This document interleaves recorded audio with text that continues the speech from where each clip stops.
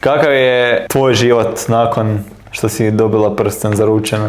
Je se promijenilo nešto ili ne? Osim planiranja svadbe. Jako mi je ružna fraza dobila prsten, jer mi je to me bio neko pita kad smo se zaručili, jesi dobila prsten ili tak nešto. Jesi dobila prsten. Fuj, kak je to odvratna fraza. Ne znam zašto specifično, ali dobila si prsten. Pa jesam, ali ne znam da nekako tako ružno zvuči. Ne, ja sam zaradila taj prsten. Ja ništa u svom životu nisam dobila, ja sam za sve radila. Krv, znoj, suze, sve je išlo. Ne, ja sam to traktala. I don't chase, I tracked. Ne, ali ne znam, specifično mi je ružna fraza, tako da nećemo govoriti više. Ali moj život kao zaručena žena, ženska osoba. Pa ne znam, sad sve radim s lijevom rukom.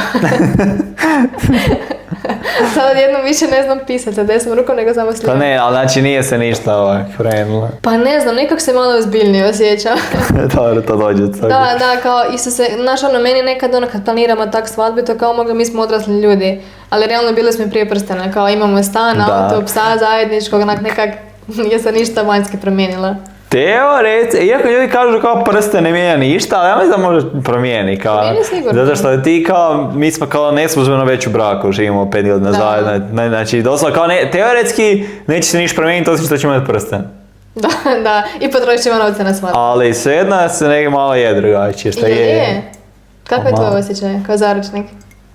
Iako meni još uvijek jako cringe reći zaručnik, ja uvijek kažem mate, ili teško. Prva 3 dana nakon što smo se zaručili, onda govoriti jedan zaručnik. Da, onda smo se zezali, da je bilo cringe.